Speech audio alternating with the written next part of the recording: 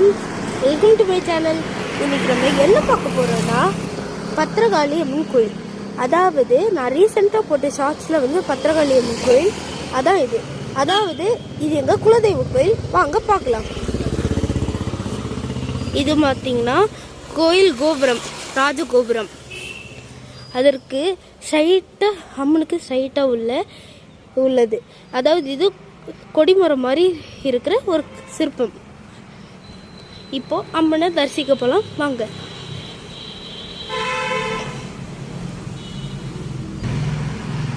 இதான் மூலவர் பத்திரகாளி அம்மன். பார்த்தீங்களா?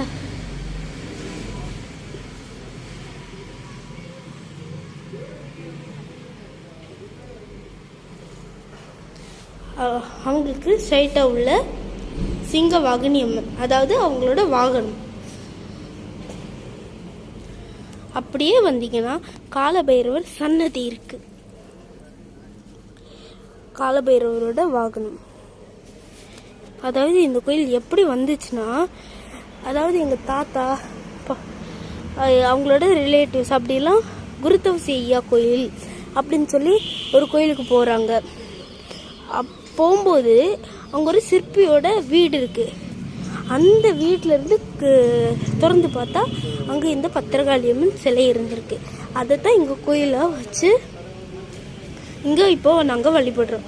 முதல் பார்த்தீங்கன்னா விநாயகர் சன்னதியோட கோபுரம். அடுத்து 7 நாகர்பீடம் போல் இருக்கும் சாஸ்தா சன்னதி மற்றும் கோபுரம். இது பார்த்தீங்கன்னா கோயிலோட ரொம்ப பழமையான வேப்ப மரம்.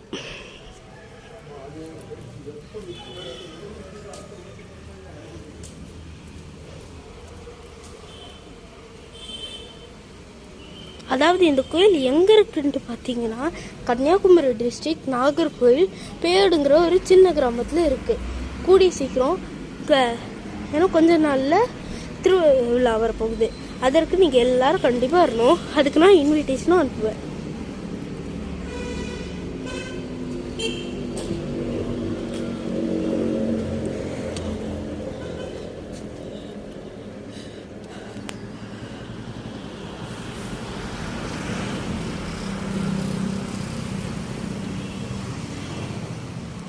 இதான் பார்த்தீங்கன்னா அம்மன்.